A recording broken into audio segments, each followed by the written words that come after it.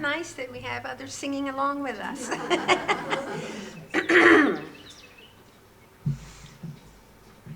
On the topic for today, doing the work.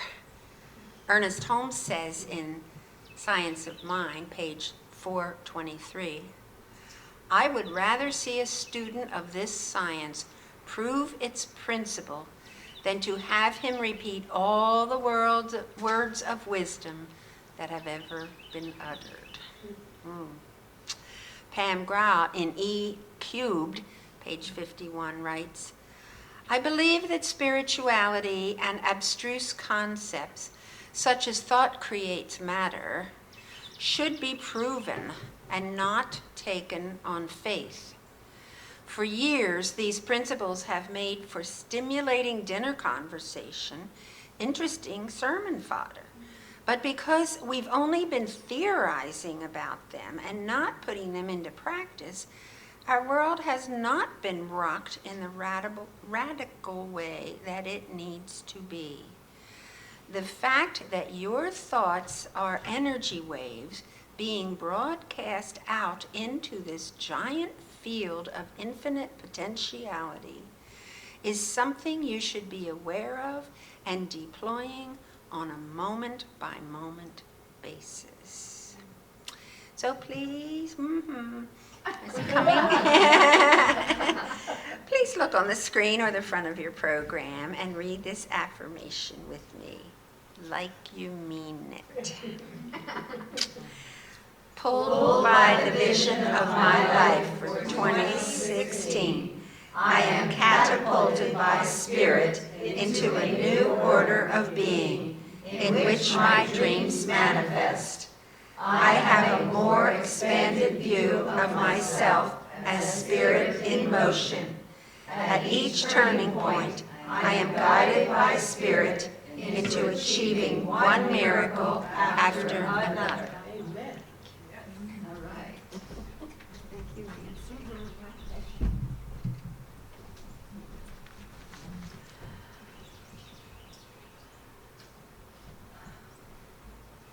So 2016, now into it. And the thing that I love about the idea of New Year is it reminds us of the newness of each and every moment. So we have this thing called New Year, which stimulates that awareness, and I would like us to carry that through day by day, moment by moment, year by year. That's my vision of how we all show up. And in that awareness then, everything, every moment is new. Every moment. Every moment is new. And because of who we are, spirit, pure spirit, the creative power of spirit unfolding, we can, in each new moment, create the experience that we choose, which is very powerful. And the more we become aware of it, the more we become unmoved by circumstance. Because it's the circumstances around us, if we're unconscious, seem looming and impossible.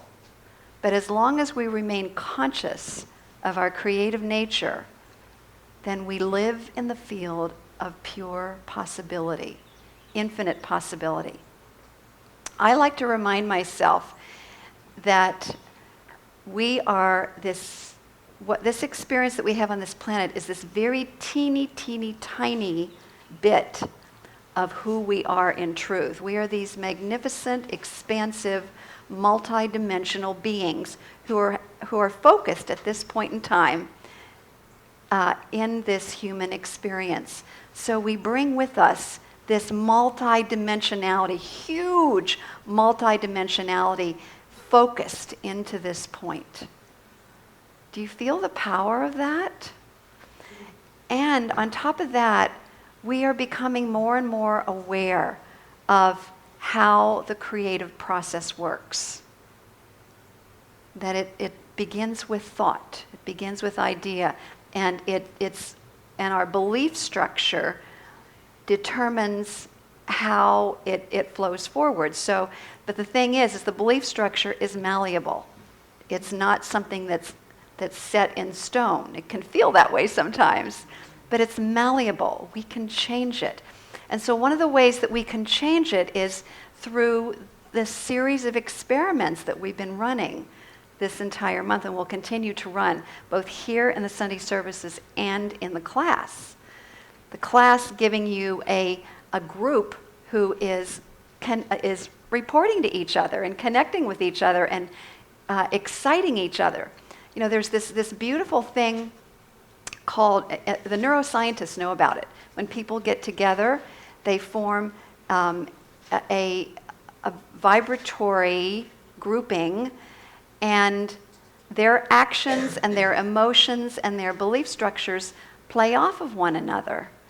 So because we are all here choosing to be more conscious, you know, that's people that show up in this teaching are there. They're just choosing to be more conscious.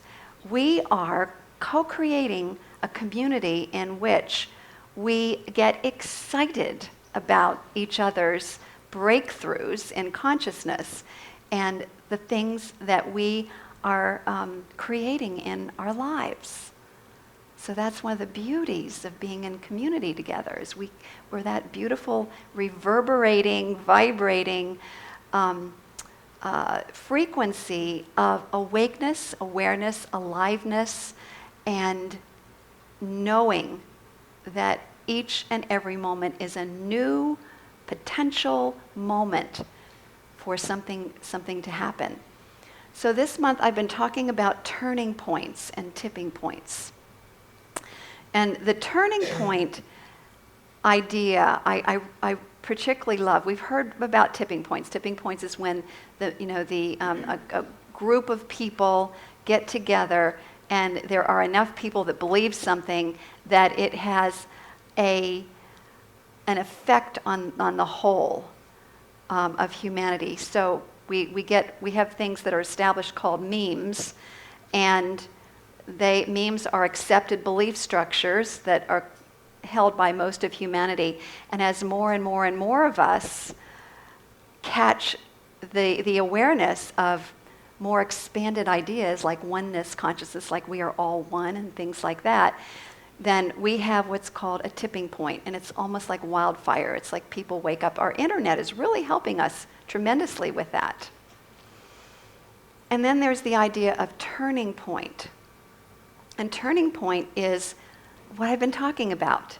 In that moment, when I'm awake, aware, and alert, and I'm choosing to move in a whole new direction, my viewpoint has expanded. I am seeing a whole new possibility. It starts in the mind with the thought, with the awareness. And it also engenders or calls forth new behaviors that go with it.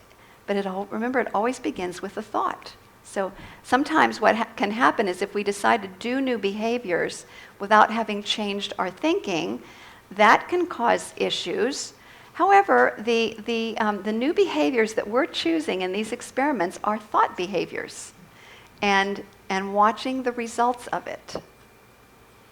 So what I want to do before I even get into what we're going to do today is go back and review the idea of this turning point, which, by the way, is when we have a really powerful turning point in consciousness. Think of it like this: a wrecking ball bumping right into the old mental constructs. Okay, it falls apart. It allows the new to come through. I love that image. So there's that part of letting go. But the other part of a turning point is surrendering into the all-powerful, all-loving energy of spirit that dwells within us as well as all around us.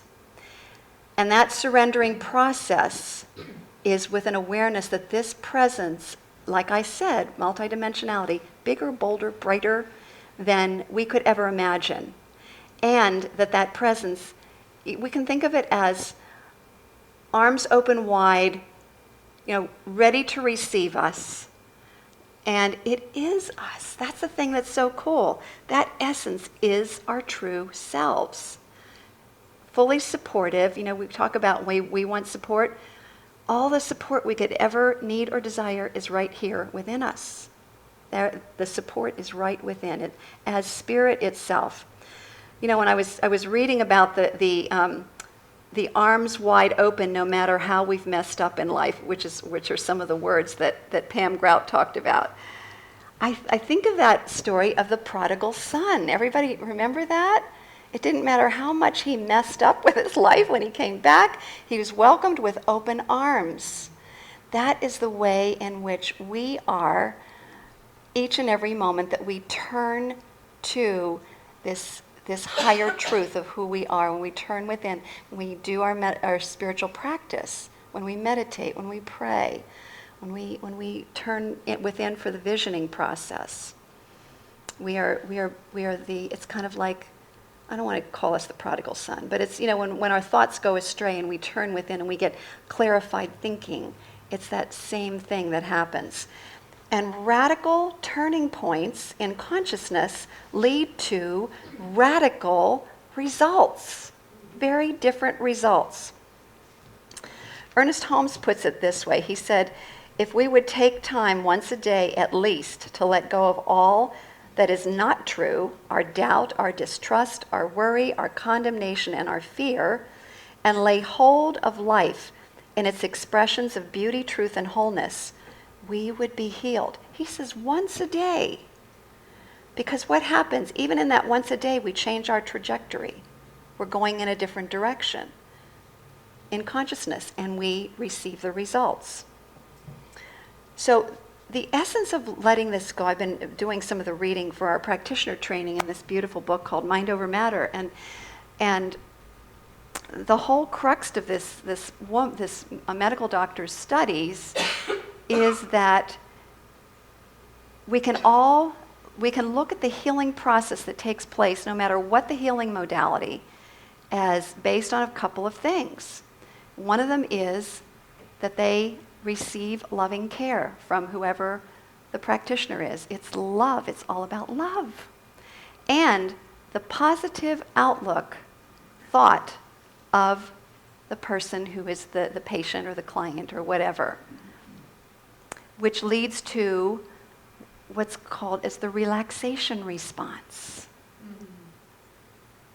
When we are feeling loved, when we are feeling positive, we relax. That's what faith is all about. Faith and trust relax us. When we relax, the healing powers of spirit itself moving in through and as the body heal the body. Heal the body. So relaxation response, I like to think in terms of that, because for my human mind, that helps me stay focused on, is this relaxing me or is this stressing me out? You know, the thoughts that are going through my mind.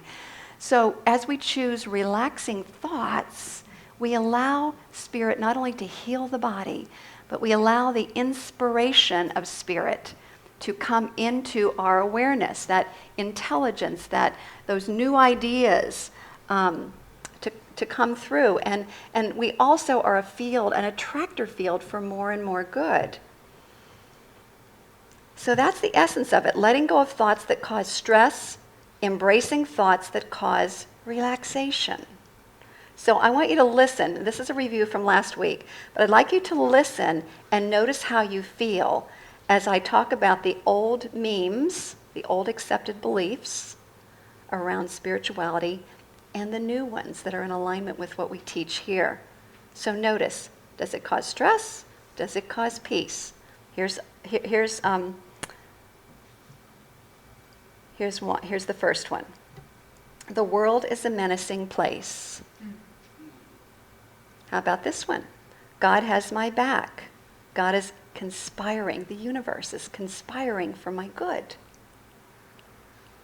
Can you feel the difference? That's the new tipping point view. The old meme. Life happens to me. I'm a victim of circumstance. The new one. The new tipping point view. I create my world with my thoughts, beliefs, and energetic frequencies. I get to choose. The old meme, my job is to judge right, wrong, good, and bad. I'm the judge. I get to, right, wrong, good, bad. The tipping point view, my job is to create, not to critique. My job is to create, not to critique. Okay, here's the next one. I have to try hard to be good enough. Oof, that's exhausting. The turning point view, my worthiness is inherent. You feel that? Do you feel the body relax when you think about that? And the last one, no pain, no gain.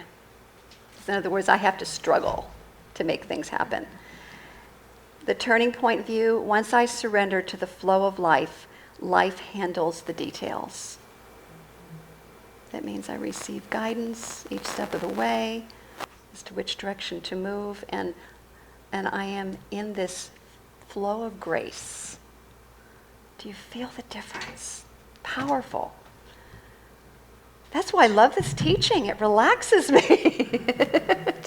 It feels good. It feels good. So with those relaxing turning point views as our foundation, and with the awareness that we are creating our reality, we can consciously create it by opening up and choosing.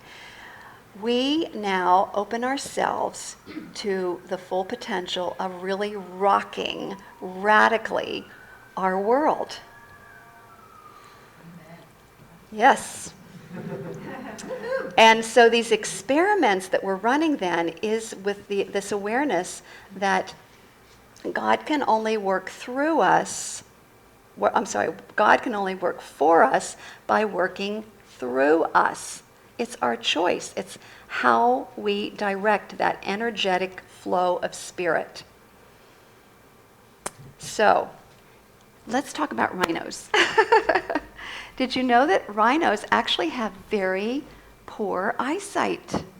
Very poor eyesight. They, from like 15 feet away, they can't tell whether you are a tree trunk or a person. So when they're charging, when they're in distress and they're afraid and they're charging and they're running like crazy, they're just wanting to get away from whatever they think is an issue. And so the best thing that you can do is to just get out of their way so they can just keep on. They'll just keep running until they tire out or until they feel like there's no more danger anymore. I think that our conditioned thoughts, the stressful conditioned thoughts are kind of like that. They're kind of like a runaway rhino. And they will keep on going, and it, if we go along with it, we're going to have that same experience of, bumping into life until we make a turning point in our thought, until we make a new choice. So think of a new choice as a way to dodge that flow of thought that doesn't serve us. Whoa.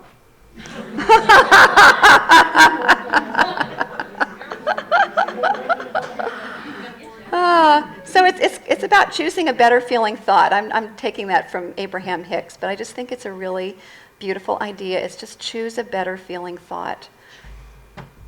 So last week our turning point thinking experiment was, before arising, to say something amazingly awesome is happening to me today.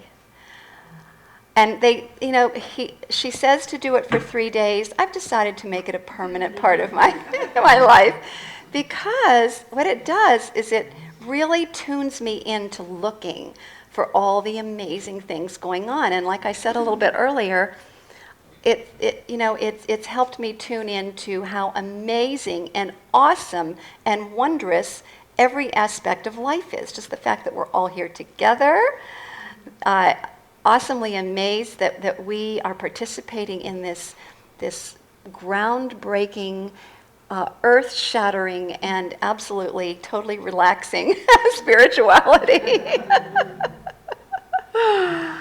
And that we have a community that we can share that with, which I think is really beautiful. So for those of you who weren't here, last week was very simple. It's just like waking up every morning and saying, something awesomely amazing is happening to me today. And then throughout the day, as things show up, what do we say? Thank you. Thank you. Thank you, universe. That's amazing. That's amazing. Thank you, universe. Okay? And it reminds me of the Buddhist monk some months ago when I talked about the Buddhist monk, the woman Buddhist monk. When people came to her remedy for everybody was didn't matter what your life circumstance was, is to go around saying, thank you for everything. I have no complaints. And people would look at her like she was crazy, but she said, if you do that, I guarantee you, whatever you have going on in your life, it'll be healed. Well, this is just another version of that. That's amazing. Thank you, universe. So if you get a raise, you say, Thank you, universe. That's amazing. Okay, that's amazing. Thank you, universe. That's amazing. Thank you, universe. If you get fired, that's amazing. Thank you, universe. If you get stopped by police, That's amazing. Thank you, universe. If the policeman says, oh, go ahead, I'm not going to give you a ticket this time. That's amazing. Thank you, universe. If you lose 5 pounds, thanks, amazing. Thank you, universe. If you gain 10 pounds, that's amazing. Thank you, universe. Do you see what I'm talking about? Are you getting it? I mean, even though it looks like the circumstance is horrible, when we say, that's amazing, thank you, universe, what are we doing to that whole situation? We're loving it. We're loving it. We're giving everything our love. And then what happens? It transforms. It transforms. We're not in resistance to everything. It's very powerful. And think about what happens with our bodies when we're in that state of gratitude on a regular basis. We allow, it's that relaxation response we talked about. We allow all the good stuff that we're designed to do, our bodies are designed to do, to take place. All the healing and all the stuff that we are looking for. All those beautiful feelings of love, peace, and joy. So that was last week. This week, it's on your program. So if you have your program there with you, and you look underneath where the songs are on the back, you'll see the experiment for this week. And it's 72 hours. You put down the time that you want to start, the date you want to start. And then what you do is, for 3 days, you actively look for 8 things. They're all listed there. A belly laugh, a toy from your childhood, your favorite high school song, the number 222, a beach ball, senior citizen in a fashionable hat, a smile from a baby, a billboard with a message just for you. Well, I took last Wednesday, Thursday, and Friday for myself. And here's what unfolded. I'm just going to give you a real quick synopsis of it, just to show you how these things show up. It's really interesting. The belly laugh. That took place on Wednesday at my vocal lesson. My vocal coach is hilarious. He always has some silly thing to say. So belly laugh. A toy from your childhood. Well, the playroom in our house is full of them. So, there's a teddy bear in there, and I had a teddy bear. Your favorite high school song. Well, when we had my vocal lesson, he does all of these old show tunes from the past and other things. So I don't have a favorite song. I have lots of favorite songs from high school. So it just reminded me of when I go with him, it reminds me of being in high school chorus, and singing a lot of those songs. The number 222, I was looking everywhere for number 222 to show up. And then I realized the meditation I've been doing recently starts off with saying out loud the number 333. Take a deep breath. 222. There's the number 222. And I said, who says I have to, and he says, see it in your mind and say it. I'm going, okay, there it is. A beach ball. I was looking through a little book that Christy gave us with photographs of the past year with grandsons and stuff like that. And I was thumbing through that, and there's a picture. You know, in those little scrapbooks, they have the little pictures. There was like a little surfboard and a beach ball. A senior citizen hat when I was getting my hair done on Thursday. A woman comes walking through, and she has on this black sequined hat. A smile from a baby. Again, when I was looking through the picture of my grandchildren, there was that. But then I also saw a baby smiling when I was out, just kind of doing my usual stuff. A billboard with a message just for you. As Dan and I were sitting going into Santa Fe downtown to have some dinner, I looked at the billboard up on Route 52, and it says, "What is really important to you?" And it had a bunch of different things, and I said, and I was thinking, what is really important to me? So I had a chance to contemplate that, which was really lovely. So that's how it unfolds. And everything happened between Wednesday and Friday, everything on that list. And I was wondering how it would show up, but see what happens, again, we live in a field of potentialities. If you saw the what the bleep, they showed that so beautifully on the basketball court, that each and every moment, we can draw from a whole huge field of infinite potentialities by our choice, by what we're focusing on or whatever. So if you choose to do this, watch how you call it forth into being in the next 3 days. It will prove to you the creative nature of your being. So I like to go back to what, just the essence of all of this, and listen to both of these things. This is from an astrophysicist, and this is from Jesus, and just listen to this astrophysicist, Bernard Heisch, said, he wrote the book called The God Theory, ultimately it is consciousness that is the origin of matter. The purpose of our universe is for God to experience his potential, and also through us, we are individualized expressions of that one. It's our purpose. The purpose is also for us to experience our potential. All right. And then Jesus, seek first the kingdom and all else is added. That's talking about cause, going back to the cause. The kingdom is where? Within. The kingdom of heaven, the kingdom of God is within us. Seek first the kingdom, first cause, our thought world, the presence of love, that energy, and coming from that place, and all else is added. All the good that we could ever desire comes from that beautiful awareness. So these experiments are experiments in potential. They're experiments in self-love. They're experiments in realizing and truly realizing and practicing your divinity. Think about that. Very powerful. And the thing that I want to leave you with I think is really key. This is not about being serious. Okay? This is about having fun.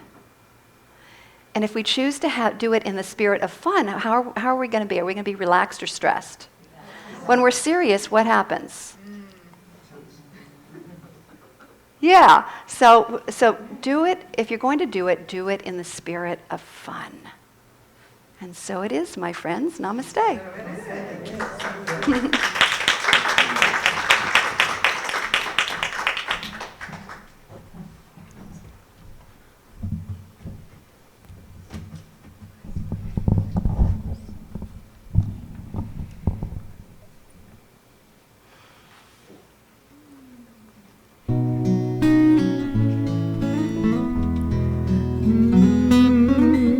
Be the change that you want to see.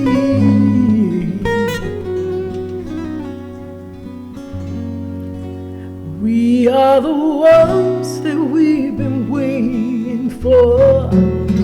We are the ones ones who will make a difference. We are the ones who will change the world. We are the ones, we are the ones.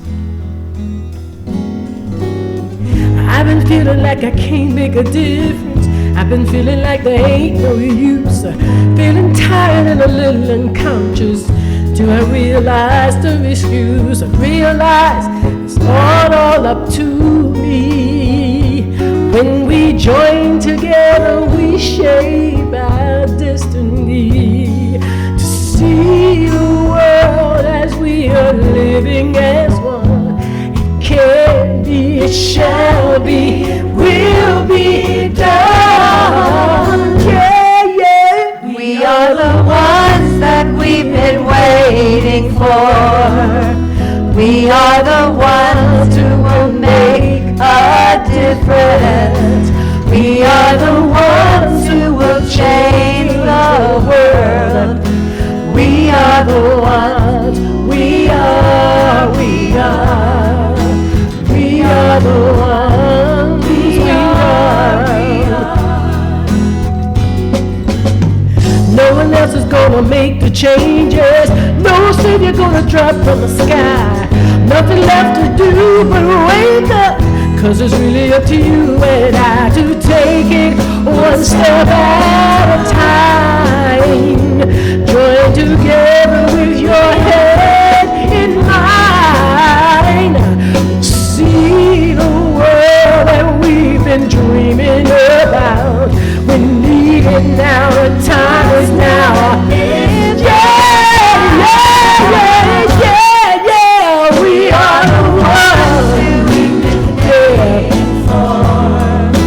We are the ones who make a difference. We are the ones who will change the world. We are the ones, we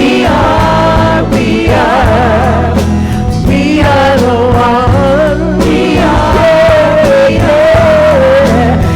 I am the one that I've been waiting for. I am the one who will make a difference. I am the one who will change the world. I am the one, I am the one, I am.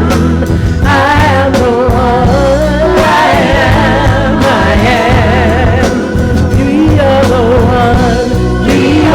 the one, you are the one, be the change, yeah, you are,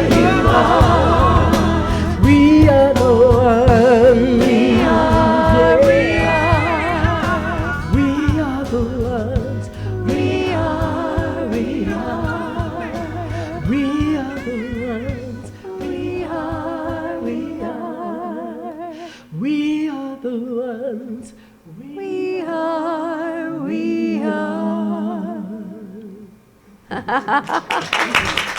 Yes. Thank you, Retta.